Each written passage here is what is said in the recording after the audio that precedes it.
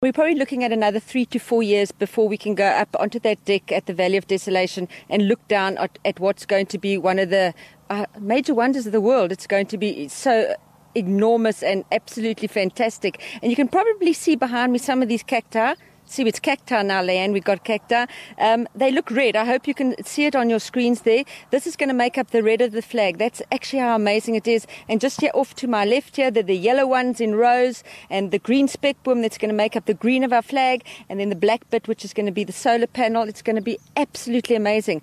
But I've tracked down the guy. It's his nursery. He's been tasked with growing all of these cacti. Probably the biggest job in this project. Anton Boer, tell us how many plants are going to be used in this project.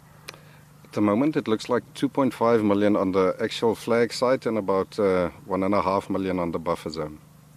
And what sort of price tag do these plants come at, Anton? For this project, or when I sell it to nurseries and the public? No, for the project. For the project, between 3 to 5 rand per plant. Okay. Now, talk us through how easy is it to grow cacti from when you sow it to germination and thereafter? It's only the first phase that is quite difficult. You need a climate-controlled environment to actually germinate them, and then after about 2 years it's quite easy. Now, I believe there's a phase with cacti when they're growing that only a woman's touch will do. Can you talk us through that phase? Yes, that's correct. Women have softer hands and they have that motherly instinct, so we prefer to use women to actually plant the seedlings into the individual pots into phase 2. And now how conducive is the ground and the area here in the Karoo for this particular project? Could it have been done in any other place in South Africa? I think the climate here is perfect and the amount of rain is also perfect. So yes, you could have done it in another place, but this is ideal. What will some of the biggest challenges that you envisage in the coming years, Anton?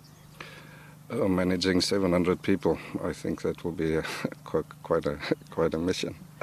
So the plants are basically easy once you've got them up and running? Yes, semi-easy. And just when the project will be up, and I mean it's going to be an enormous tract of land that's going to have all these cacti on it, what sort of pressure will it put on the water resources of an already water-stressed area?